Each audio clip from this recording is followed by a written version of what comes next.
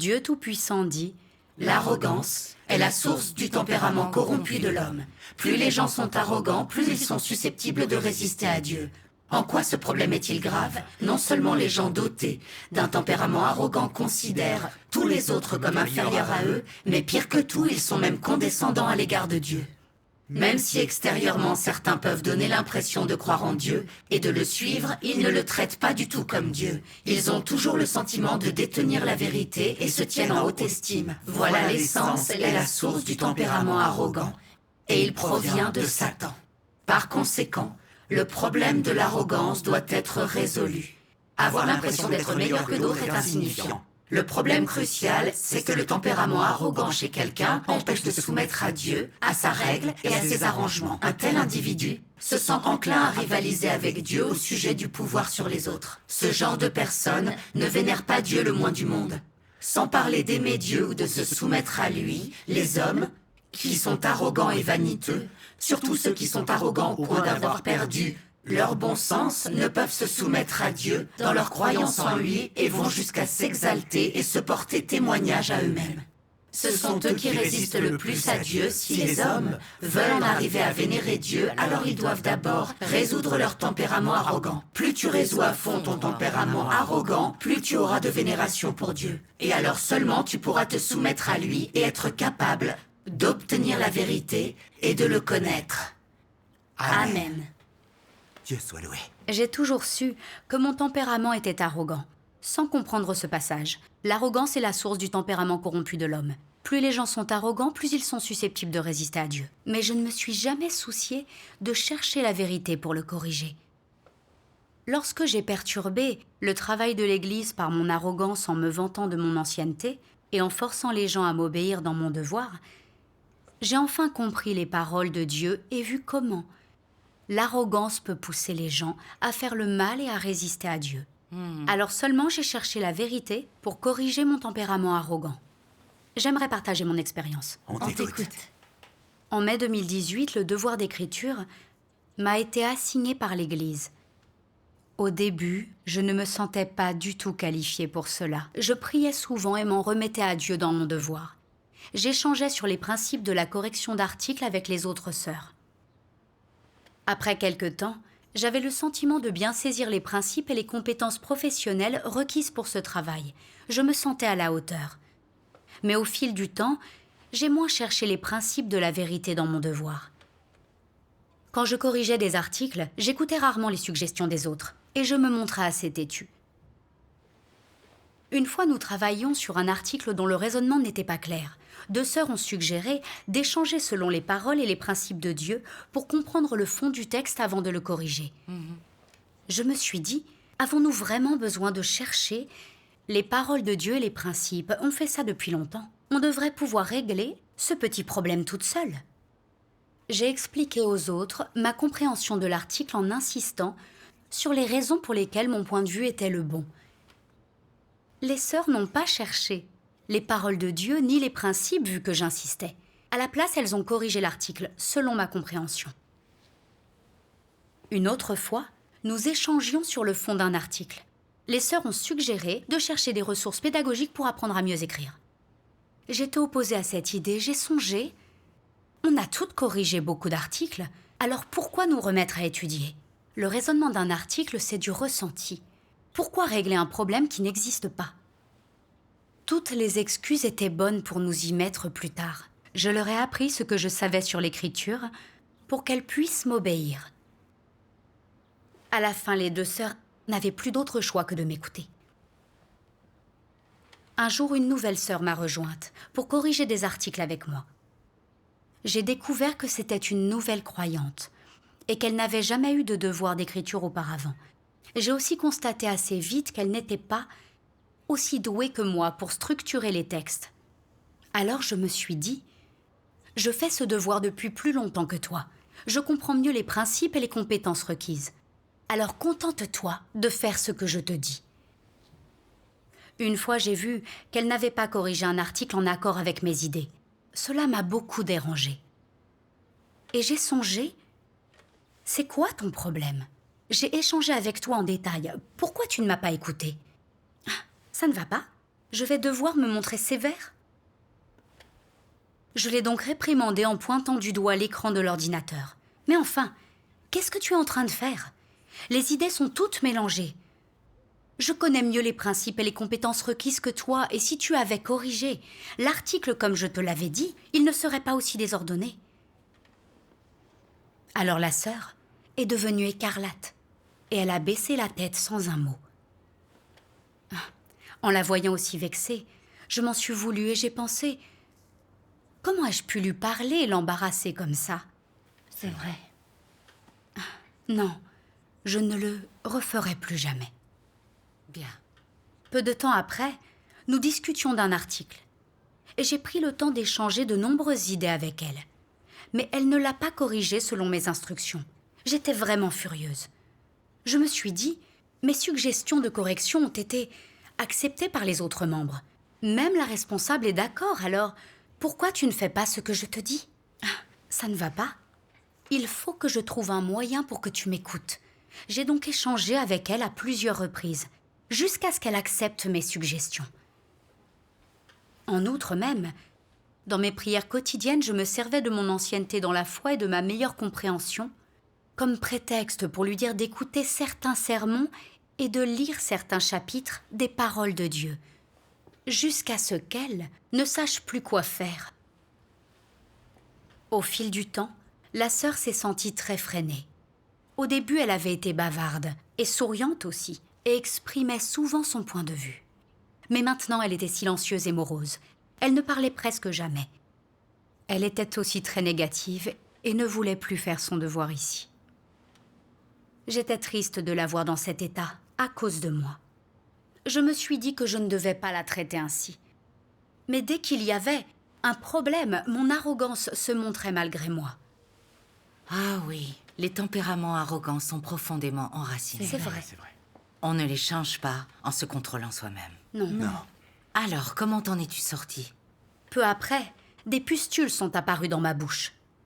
J'avais même beaucoup de mal à manger. Et pire encore, je ne sentais plus l'œuvre ni l'orientation du Saint-Esprit. Je n'avais rien à dire à Dieu et je ne recevais aucun éclairage de ses paroles. En plus d'1 mois, je n'avais corrigé que peu d'articles. Je me sentais mal. J'étais constamment anxieuse. Je me suis donc présentée devant Dieu et je l'ai prié de m'aider à connaître mon état. Plus tard, j'ai lu un passage de ces paroles cité dans un article sur lequel je travaillais. Il révélait précisément mon état. Lisons-le ensemble. D'accord. Les paroles de Dieu disent « Tu accomplis ton devoir, le temps passe, et tu constates un certain succès. Mais tu n'as fait aucun progrès dans ton entrée dans la vie. Tu n'as accompli aucune percée. Et tout ce que tu comprends, ce sont ces quelques doctrines. Et depuis longtemps, tu n'as aucune connaissance de la réalité de la vérité. Dans une telle situation, qu'allez-vous faire et quel tempérament corrompu allez-vous révéler? L'arrogance et la prétention. Allez-vous devenir encore plus arrogant et prétentieux ou rester tel que vous êtes, plus arrogant et prétentieux? Pourquoi cela? Nous penserons que nous sommes qualifiés. Sur quelle base déterminez-vous que vous êtes qualifié? Est-ce d'après le temps, depuis lequel vous accomplissez votre devoir, et l'expérience que vous avez acquise ce faisant? Lentement mais sûrement, n'allez-vous pas prendre rang selon votre ancienneté? Quand les gens n'ont pas de qualification, ils savent qu'ils doivent être prudents et faire attention. Et ils se rappellent toujours qu'ils ne doivent pas faire d'erreur. Dès qu'ils ont des qualifications, ils se croient suffisamment bons et prennent rang selon leur ancienneté. Quand cela se produit, il n'y a plus aucune place pour Dieu dans leur cœur. Et ils n'ont plus aucun lien avec lui, ce qui est très dangereux. Amen. Amen. Oui, c'est vrai. À mes débuts dans mon devoir, je ne connaissais pas les principes, ni les compétences requises, mais j'avais bien conscience de moi. J'arrivais à lâcher prise pour chercher et apprendre avec mes sœurs. Après un certain temps, je pensais avoir compris certains principes et j'en voyais les résultats dans mon devoir. Sans m'en rendre compte, je me donnais des airs. Je pensais être quelqu'un de bien avec de l'ancienneté. J'ai commencé à prendre mes sœurs de haut. Je n'écoutais plus leurs suggestions. Quand elles voulaient chercher les principes ou se référer à des ressources pédagogiques, je pensais que c'était inutile et qu'elles devaient faire ce que je disais. Je méprisais encore plus la nouvelle sœur. Parce que je faisais ce devoir depuis longtemps et comprenais mieux qu'elle. J'estimais qu'elle devait respecter mon ancienneté et suivre mes idées. Et sinon, je la sermonnais jusqu'à ce qu'elle accepte mes suggestions. Je la faisais même lire tout ce que je voulais qu'elle lise pendant les prières. Je la freinais au point qu'elle était devenue négative, souffrait et ne voulait plus faire son devoir. Moi-même, je ne faisais pas mon devoir. À la place, je faisais le mal. C'est juste. J'avais profité de mon expérience pour devenir de plus en plus arrogante, étouffer les autres, leur faire du mal et les opprimer. Je savais que mon état était mauvais, mais j'étais têtue et refusais de chercher la vérité ou de réfléchir sur moi-même. Alors seulement j'ai réalisé à quel point mon esprit s'était assombri et j'ai vu que j'étais malade. C'était Dieu qui me disciplinait et surtout me protégeait. Par cette situation, il me força à me présenter devant lui et à réfléchir sur moi-même. Oui. En pensant au mal que mon tempérament arrogant avait fait à ma sœur, je me suis sentie vraiment triste et coupable. Je manquais totalement d'humanité. Je me suis présentée devant Dieu pour prier et me repentir. Amen. Plus tard, au cours d'une réunion, j'ai échangé sur la corruption que j'avais révélée et ce que j'en comprenais. J'ai présenté mes excuses à ma sœur. Elle ne s'est pas disputée avec moi et elle a même partagé ses propres expériences. C'est bien. J'ai eu soudain l'impression que nos cœurs s'étaient rapprochés. Dieu soit loué. Dieu soit loué. Ensuite, quand on travaillait ensemble, on parvenait à échanger et combler mutuellement nos lacunes. Les idées des articles paraissaient plus claires quand on les corrigeait. Et on était réellement très efficace. Dieu soit loué. Dieu soit loué. J'ai ainsi vu que j'étais récompensée par l'orientation et les bénédictions de Dieu quand je ne vivais pas selon mon tempérament corrompu. Dieu soit loué. Oui. Un jour, pendant la prière, j'ai lu ce passage des paroles de Dieu. Si tu possèdes réellement la vérité, le chemin que tu emprunteras sera le bon chemin. Sans la vérité, il est facile de faire le mal, et tu le commettras involontairement. Par exemple, si tu avais de l'arrogance et de la vanité, tu trouverais cela impossible de t'empêcher de défier Dieu. Tu ne le ferais pas exprès. Tu le ferais sous la domination de ta nature. Arrogante et vaniteuse, ton arrogance et ta vanité te feraient mépriser Dieu et te le feraient voir comme n'ayant pas d'importance. Elle ferait que tu t'exaltes, que tu t'affiches constamment et puis pour finir, que tu t'assoies à la place de Dieu et te rendes témoignage à toi-même. En fin de compte, tu transformerais tes propres idées, ta propre pensée et tes propres notions en vérité à adorer. Vois combien de mal est perpétré par les hommes sous la domination de leur nature arrogante et vaniteuse. Pour résoudre leur méchanceté, ils doivent d'abord résoudre le problème de leur nature. Sans un changement dans leur tempérament, il serait impossible de résoudre ce problème. Quand tu auras une certaine compréhension de Dieu, quand tu pourras voir ta propre corruption et reconnaître l'abjection et la laideur de l'arrogance et de la vanité, tu ressentiras alors dégoût, nausée et angoisse. Tu seras capable de faire des choses de façon consciente pour satisfaire Dieu en te sentant à l'aise. Tu seras capable de rendre témoignage à Dieu de façon consciente et tu en éprouveras de la satisfaction. Tu te dévoileras toi-même de façon consciente, exposant ta propre laideur. Et en le faisant, tu te sentiras bien intérieurement et dans un meilleur état d'esprit. Amen. Amen. Amen. Ces paroles m'ont montré que ma nature arrogante et vaniteuse était la cause de ma résistance à Dieu. J'avais toujours une haute opinion de moi-même. À cause de cette nature, je pensais être douée dans mon travail et comprendre plus que quiconque. Je voulais toujours avoir le dernier mot. Quand mes sœurs et moi n'étions pas d'accord, je refusais leur point de vue et insistais lourdement jusqu'à ce qu'elles acceptent le mien. Si elles voulaient chercher la vérité et trouver des ressources pédagogiques, je les en empêchais et les forçais à accepter mes idées à la place. Je cherchais à les dominer et à les contrôler. Je n'occupais pas la bonne place. Non. Seules les paroles de Dieu sont la vérité et les principes de la conduite humaine. Il faut les accepter et leur obéir. Tout à fait. Mais au lieu de laisser mes sœurs chercher les principes de la vérité et obéir à Dieu, je voulais qu'elles m'obéissent, comme si mes paroles étaient la vérité. J'essayais de remplacer la vérité par mes idées. N'essayais-je pas d'être l'égal de Dieu ? Si.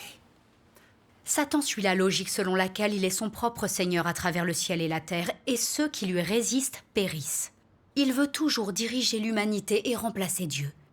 Moi-même, j'ai vécu selon ces poisons sataniques.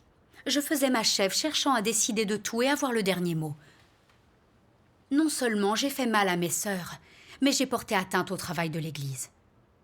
Mon tempérament satanique était vraiment terrible. Je suivais le chemin de l'opposition à Dieu. J'ai gravement offensé son tempérament. Oui. Oui. Le juste tempérament de Dieu est venu à moi. Sans l'œuvre du Saint-Esprit, j'étais comme aveugle, ne comprenant aucun problème et ne réalisant rien dans mon devoir. Face à la réalité, je ne pouvais que baisser la tête et reconnaître que je n'avais eu de petite réussite dans mon devoir que grâce à Dieu. Je n'avais fait que coopérer. C'est vrai. Je ne me connaissais pas du tout. J'étais aveuglément arrogante et donnais des ordres. Je ne me connaissais absolument pas. J'ai été remplie de honte en y repensant. J'ai alors décidé de bien travailler avec les autres à l'avenir, de ne plus vivre selon mon tempérament arrogant, d'apprendre à lâcher prise et d'accepter davantage les suggestions. Amen. Amen. Une fois où nous analysions le raisonnement d'un article, Sœur Zhang a soulevé quelques idées intéressantes, mais une fois de plus, je voulais qu'elle fasse comme je le souhaitais. J'étais sur le point de souligner pourquoi j'avais raison quand je me suis rendu compte que je révélais de nouveau mon tempérament arrogant et que je lui dictais quoi faire. J'ai repensé au mal que j'avais fait et à l'incidence sur mon devoir, tout ça parce que je vivais selon mon tempérament arrogant. Je ne voulais plus continuer ainsi. J'ai donc prié Dieu et fait appel à lui. L'un de ces échanges m'est alors venu à l'esprit. Après avoir demandé à Adam de nommer toutes les choses vivantes, Dieu leur a attribué ces noms. D'après les paroles de Dieu, Dieu a donné l'intelligence à l'homme, et l'homme a utilisé son intelligence, donnée par Dieu, pour faire des choses. Si ce que l'homme fait est positif, aux yeux de Dieu, alors c'est affirmé, reconnu et accepté par Dieu sans aucune évaluation ou critique. Aucune personne, aucun mauvais esprit ou Satan ne peuvent faire cela. Voyez-vous une révélation du tempérament de Dieu ici ? Est-ce qu'un être humain corrompu ou Satan, accepterait que les autres le représentent faisant des choses juste sous leur nez ? Bien sûr que non. Se battraient-ils avec cette autre personne ou cette autre force différente d'eux pour garder leur position ? Bien sûr. À ce moment-là, si c'était une personne corrompue ou Satan qui était avec Adam, ils auraient certainement rejeté ce qu'Adam faisait. Pour prouver qu'ils pouvaient penser de façon indépendante et avaient leur propre point de vue unique, ils auraient absolument dénigré tout ce qu'Adam faisait.